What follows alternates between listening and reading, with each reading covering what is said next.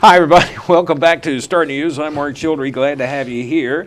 And, well, he drops by once in a while. You've been so busy lately, we haven't seen you in months. I have been all over. You've been everywhere, apparently, because normally you come by the last Tuesday of the month, but let's see. I think we were out, let's see, November, well, we're in November. October, I think maybe you weren't here. I don't know. I was getting ready. I think I was getting ready to go on vacation. Maybe June or July is maybe. No, I'm kidding. It hasn't been that long, but it seems like a while. I hate it when I miss the show Ask the Sheriff and Mark. I hate that once a month we get together and have a conversation.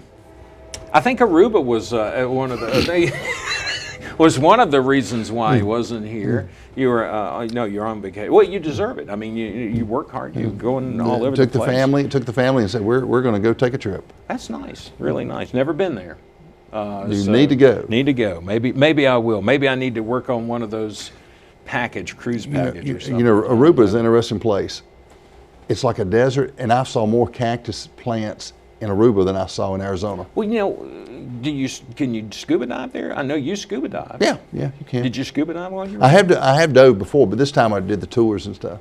Oh, so you were more of a tourist this time compared to well, great. Well, we're glad you're here. Glad to be back. Got a lot of things to catch up on, and we do want to talk about. We got a long list of things. We've got some parades coming up. I know you're really big on parades. You were in the Reidsville Christmas last parade. week was wonderful. Reidsville Christmas parade. Is it the first time we've had it on Sunday?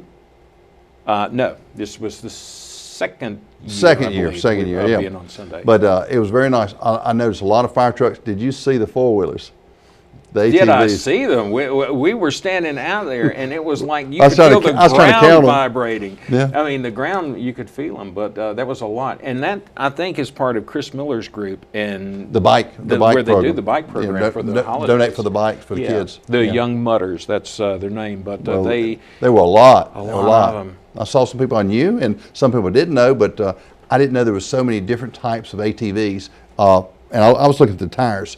Some of the tires actually had like the paddles and stuff like that. They really get into the mud and stuff. Maybe next year they might let you ride with them. Wouldn't that be great? Well, we do have some ATVs. Yeah, I know. But they, Chris Miller and the Young Mutters, and I think it's the Bikes for Kids program. And so far, according to the list that I received for the Christmas parade, they are about up to 3,000 bicycles. Wow. That they've done. So it's a great program to do that. But we could actually feel the ground vibrating as soon as they got to the downtown area. Mark, I got to say this is we were behind Santa Claus, and right there at the corner of Way Street, turning on to Richardson, going back toward Scale Street. It was like a continuous line. I mean, they were all the way through, and they were pretty thick. It was a lot of people in the parade this year. We were very excited. It's Matt Smith's last year of organizing the parade. So next year there will be a new organizer. But so Matt, it was his last year. But I'm going to tell you, we saw you come through. I recognized. I tried to sneak in. I know how to try to sneak in the end. Yeah, you did. We were bringing Santa Claus in. You bring Santa Claus up. He needs that escort to make sure that he gets through the parade. And you heard the song. Heard the song, yes, we did. And Santa Claus forgot to give you the microphone back. We may actually get Santa Claus to come back. Oh, really? Well, that'll be wonderful. I was trying to listen to the song, but he's coming back when? We're doing a Christmas movie on December the 16th on Monday Night Live. And you're going to have Santa Claus here. Santa Claus Conquers the Martians. And so we hope that Santa Claus will be able to come back and perform for us. I know he did. And then the next thing I know, here I see the sheriff's office pulling up the rear. I saw Captain Gray Smith, and he's already taken advantage of No Shave November. Right. And then Captain Marshall? Captain Marcus Marshall was in second in the Jeep, and then here you were there, and you had your wife Kathy, but we didn't see Kathy. But I told you to wave. But I did wave. So, but we're glad to have you. So, if you watch Star News during the Christmas holidays, you'll see the events, and a lot of times, where depending on where you're placed in the parade, you don't always get to see everybody. So this is a good thing because I can sit around the house and I can follow up and see who was in the parade. I missed the dancers, but I did talk to Melanie Pascal and the Pascal School of Dance, and I believe I talked to another dance school group too. See, Melanie and Cheryl and a lot of different ones had there. So we're going to, and with the parade coming up on Friday night in Old Eaksville, so we've got that parade. So we've got a lot of parades that So we're airing. you and Ken will be there? Ken will be there. Okay. And so Ken will be there with Cindy Adams. What time's the parade start? 6:30. And we'll be able to throw candy. You can throw candy. We will in have that a lot of parade. candy. You can throw, Reidsville city officials won't allow us to allow the Some do, people some to don't. throw. Some Some do, do yeah. and some No, don't. yeah. And we understand that, so we're not complaining. But so I guess will you be filling your pockets up with some of those candy people give away. I mean, not one year they were throwing out Butterfingers, and I don't. You like normally Butterfingers? eat- I love Butterfingers, and so I'm thinking, man, somebody spent some money on that. Mark, we will not be throwing out Butterfingers. But I hear what you're saying. We've already bought our candy a lot. We've got our So candy you allotment. didn't buy any? You didn't buy any Butterfingers? No. We have Tootsie Rolls. Those are nice too. They are. Those are nice too. You know, you could have brought a pocket full of those. I'm sorry. I'll be probably on the air or something. I won't At be the able to next be parade. at there. So just hang on to them, and I'll get them from you the next time. So you please show up. come out. We had a great Christmas parade in Reidsville. I want to thank all the officials and everybody who made it happen and all the participants. Great, safe night, fun night. But also this coming Friday night at 6:30. 6:30. Be over in Eden. I've got the full list of all the parades you're going to be in. You do? Let me do that. I'm going to go through this. See, we're starting to use You have all the we're information. able to get information, yeah, so we can do this. And I do want to say thanks to Sergeant Kevin Southard. He does a wonderful job, doesn't He he? helped out, yeah, because I'm sure he's thinking, "No, wait a minute, I worked hard on that." So you're going to do Leaksville on Friday night. This Friday night, 6:30 at Leaksville. Please come on out. Bring the kids. You're going to do 2 parades on the 7th of December. There are a lot of events on Saturday. That's the going to 7th. be the Draper. Christmas parade at Right. 10 o'clock in the morning. 11, and then Stoneville at 5 o'clock. 5 o'clock. Then on the 14th, you've got 2 more parades. You're going to be in the hometown Wentworth parade at 11 o'clock, Wentworth being the county seat, and then Madison Maydan parade on the 14th at 1 o'clock in the afternoon. And the Madison Mayday parade, I tell everybody, because I watch a lot of the band members and people walking, that's about a 3-mile parade. That's the longest parade. So that is a long parade. It is. Reidsville used to be, ours was longer. You know, we kind of cut it off Right, a right. little bit several years ago. But all the that's a long parades, all the parades are fun, and I always enjoy watching Star News when you bring them back and get to see who was there. So that's fun.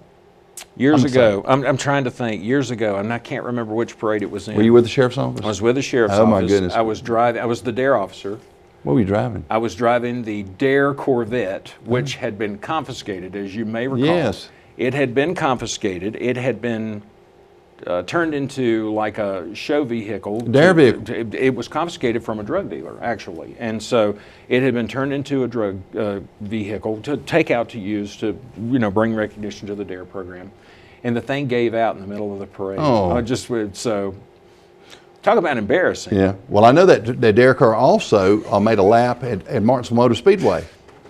Is that the new DARE car or the old DARE car? No, that's the one that you were talking about. Oh, did it really? It was after we fixed it. Well, maybe that's after we fixed it. Maybe that's after. Maybe I was going to say maybe that had to I be just said after one lap. because maybe it would have lasted about 1 lap because back in those days it was running a little on the rough side. But I'm glad it was able to do that. So all these parades coming up. You got Leaksville, Draper, Stoneville, Wentworth, Madison, Maydan. All of these parades, and you will get to see Sheriff Page multiple times because our parades run all season long. So between now and the first of 2000, between now and the first of 2020, we will be airing all the area parades. So if you can't come out, please watch it on Star News. And if you can come out, bring you a little bucket because there'll be a lot of candy thrown. Including those Tootsie Rolls from the Rockingham Yeah, County but no Sheriff's Butterfingers, Mark. No Butterfingers. Well, But I'll let the staff know for next year. Let the staff know next year I would like some Butterfingers. Even if we come through the Reidsville Parade, we'll just throw a few out to you. Yeah, absolutely. Or just say psst, Mark, like they do in those old we got movies. some Butterfingers here. Yeah, over here. Sorry. So now let's talk. We're going to talk about some other things Sure, the sheriff's sure. office are involved in as far as the holidays are concerned. That's coming up in just a little bit. But you were in Raleigh yesterday. You were in a meeting, Right. and I think there were a lot of state officials involved there, State- and federal state and federal officials. officials, yeah. Tell us about it. Well, the Speaker of the House, Tim Moore, invited myself and 4 of the sheriffs to come down to Raleigh yesterday. We got to meet the new or the acting Secretary of Homeland Security, Mr. Wolf, Chad Wolf. Also, Matt Albence was there. He's the acting Director of ICE, Immigrations. And they had several officials there. Had the Lieutenant Governor there, Dan Forrest. Also had some state senators, some House members. And the discussion was what's currently going on in the state of North Carolina. As you know, House Bill 370, we've talked about this last time, a few months ago. House Bill 370 was presented this year.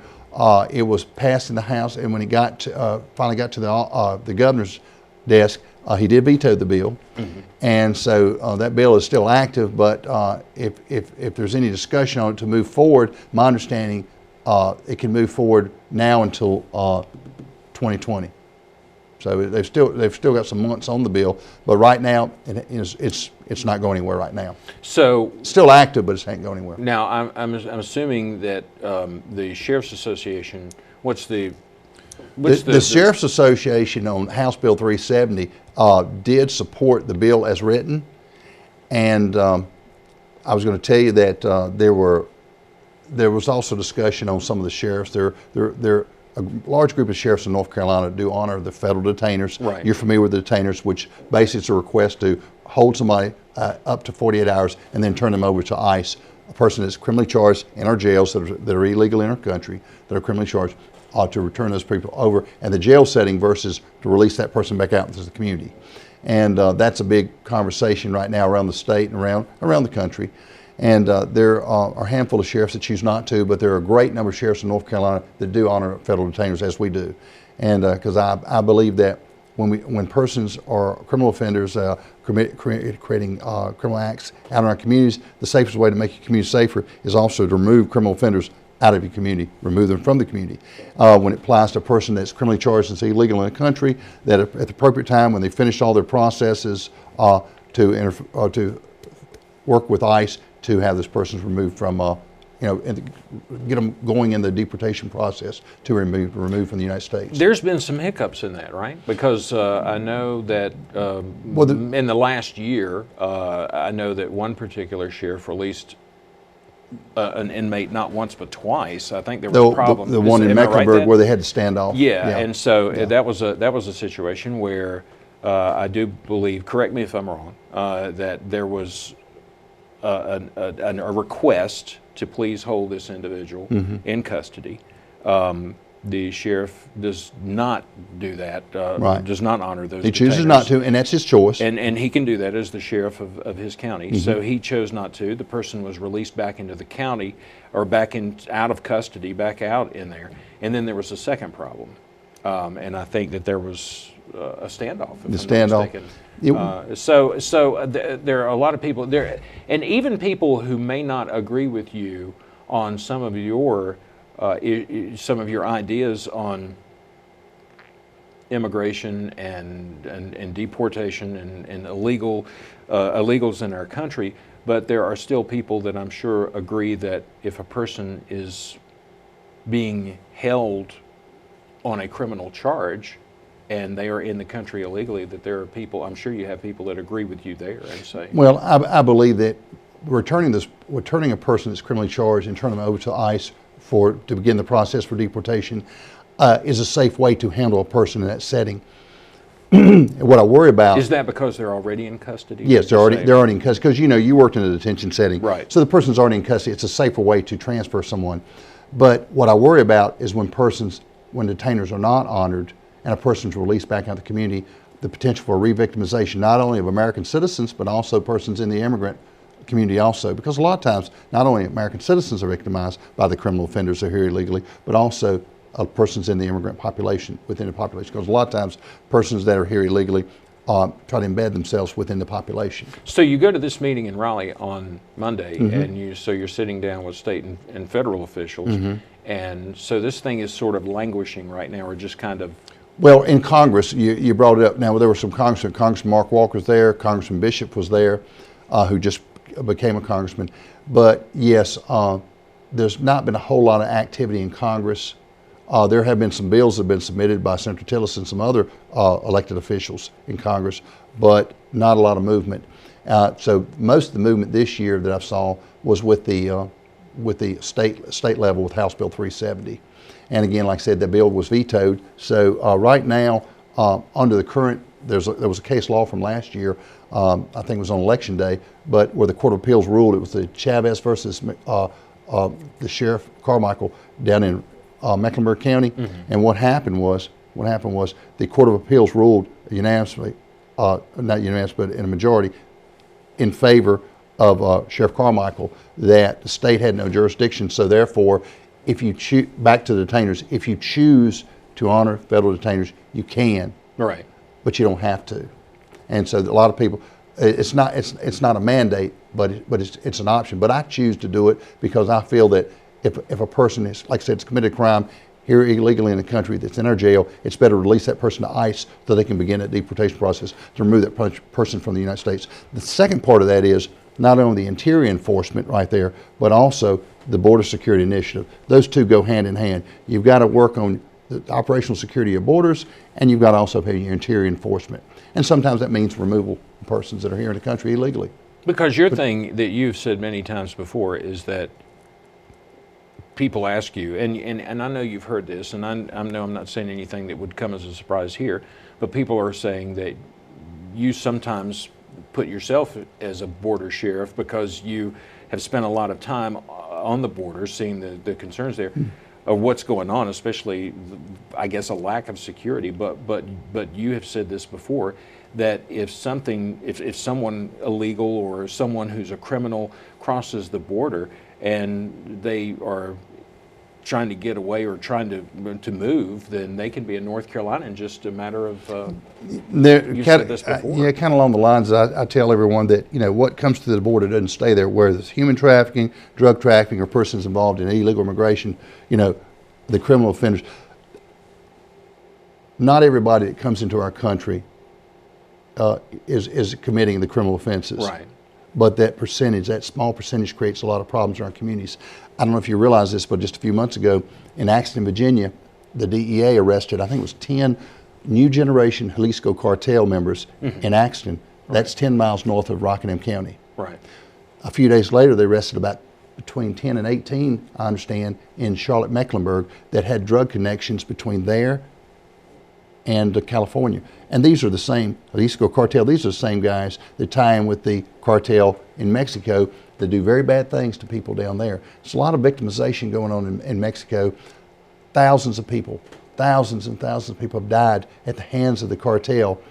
And not only the reason why I support border security initiatives, I don't want that coming into the United States and coming into Rockingham County and to North Carolina.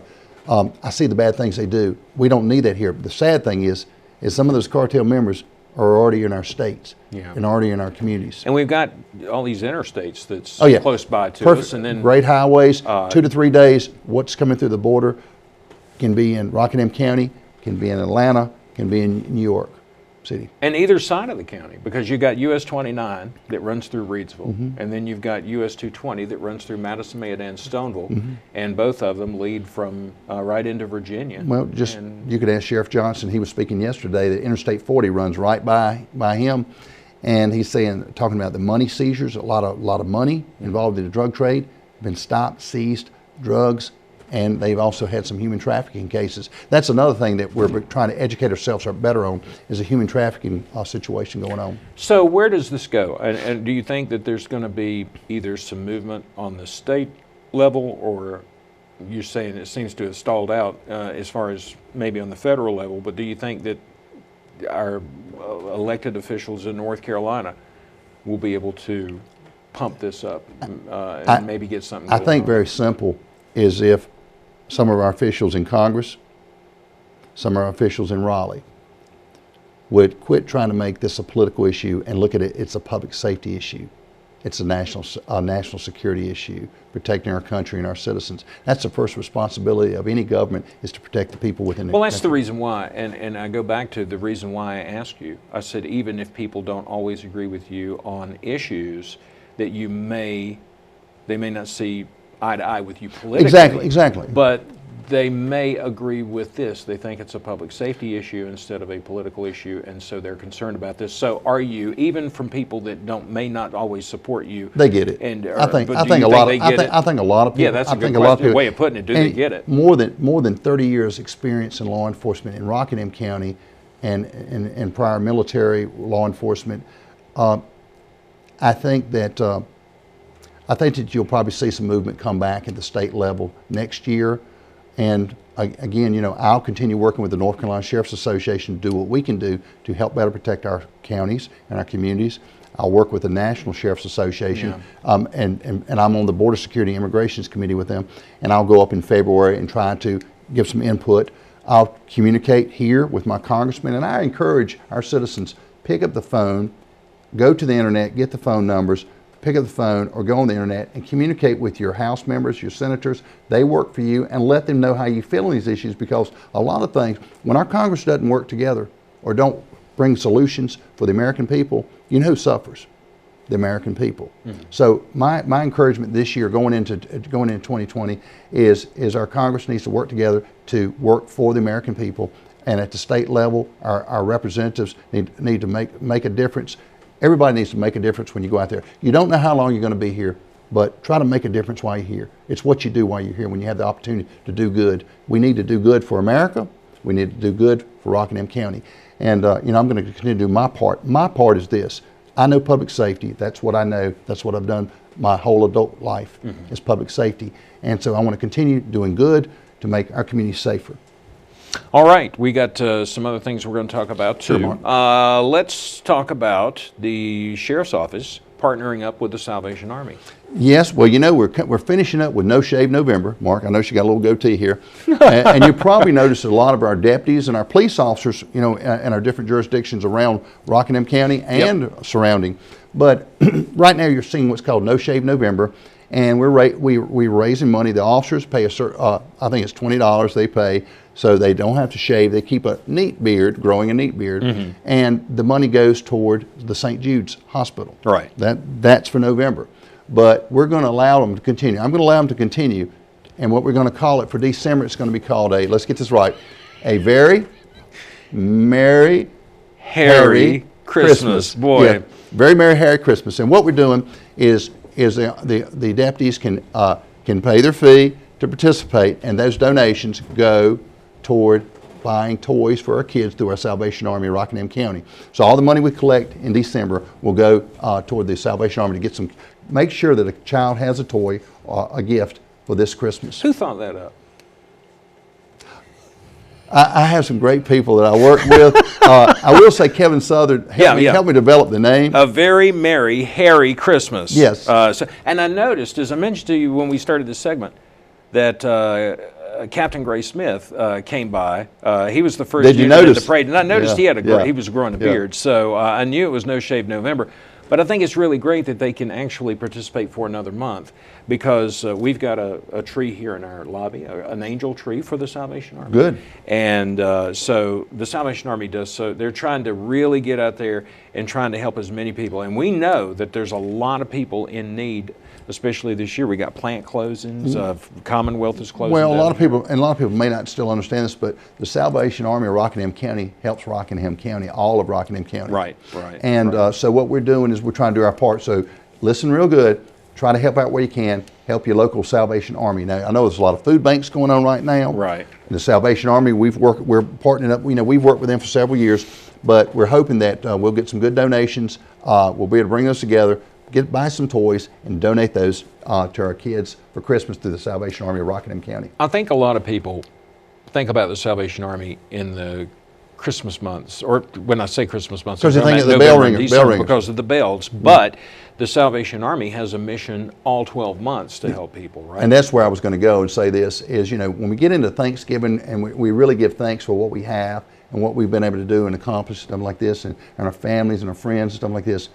When I drive by as sheriff, I drive by and I look and I think about, a person that may be homeless, a person that may not have enough heat in their home, that may not have enough food in their home. We still do the backpack programs, helping our kids at one of our local schools and stuff like this. But try to give and try to help out, but try to do it year round. Food bank, hunger is a year round issue. Homelessness is a year-round issue, but I like to see it where we didn't have anybody homeless or anybody hungry in this county, Rockingham County. And you're also helping out with the toy drive to help the Salvation Army. Yes, we are. You've still got that. You brought that up. We are collecting toys. If you have a new toy unwrapped, you can drop it off at the Rockingham County Sheriff's Office. We have a collection box right in front, right in the staff duty. When you come inside, over on the right, you can drop off a toy. But you can also, if you have a toy and you see one of my deputies, you can flag them down, you can pass it off to them. We'll get them back to the office. But again, if you want to help out with the Salvation Army of Rockingham County with our toy drive, you can do it by purchasing your own gift and dropping it by the sheriff's office or turning it over to a deputy. We'll get them in. Or again, we're going to continue to raise money and donate and see if we can't buy some toys for the kids. All right. So let's go through your Christmas parade list one more time. Okay. So you can tell everybody where you're going to be. You're going to be in Leakesville on Friday night at 6:30 for the old Leakesville Christmas parade. Right. And like I said, we're going to have plenty of Tootsie Rolls. For a while. We'll have it for a while. Well, yeah, I was going to say, because, that's a long route. You start out on Washington Street, and you go all the way down, and then you turn over onto Kings Highway. There's a lot of people between there. Hopefully, there'll be some other floats throwing some candy, too. But I'm just trying to... I was going to say, you may have people waiting on you when you round that corner down there, if no one else. So let's hope that there'll be more than the sheriff's office giving out some Now, in Draper, on Saturday, December the 7th at 11 a.m., Saturday, December 11th, Draper is going to have the annual Draper Christmas Parade. And then that's followed at 5 p.m. in Stonewall on December 7th will be the Stonewall Christmas Parade. Right. And then we have... You're going to have to rush on the 14th. Then a week later, yes, the first parade we have is on December 14th at Wentworth, the town of Wentworth. It's going to be at 11 a.m. And then as soon as we finish up there, we got to get it back over to Madison and Mayodan because we have the Madison Mayodan parade starting at 1 o'clock. And so we'll finish up with our parades. And I want to say this is, again, remember, Thanksgiving is a time to be thankful for what we have. But I always try to say, try to help somebody else out. And as we get into the Christmas season, let's not forget the reason for the season. And again, like I said, let's try to continue helping our fellow man out there. And I'd like to see peace in the world, and like to see people that are happy, not hungry, and also try to see that we don't have the homeless situation here in our county that some people see in other places. Yeah. Try to do what you can for your fellow man. All right. Well, happy Thanksgiving. I appreciate it, Mark. Thank you, buddy. Rockingham County Sheriff Sam Page here for his monthly appearance. We're glad to have him here. And if you've got any questions, you got something you'd like to ask, you've got some questions going on, you can always call the sheriff's office 24 hours a day. They answer the phone there. You've got a staff duty officer that will answer the phone. Go to our website, rockinghamsheriff.com. Right. Rockingham Sheriff. You got a website. You can call. Twitter. You're on Facebook. The sheriff's office got a Facebook Instagram. page. You got everything. Yeah. So you're connected. And we're on Star News once a month. Ask the sheriff. The last Tuesday of the month. Last Tuesday. At 6:15? 6:15. There you go. So thanks again. And don't eat too much. Oh, I won't. You got a lot of parades coming up. It's Turkey Day. We'll have to run a little bit, won't we? After all that food. All right. Thanks, Sheriff. We do appreciate it. And we will be back. We got lots more coming up here on Star News TV. But first, we've got these messages.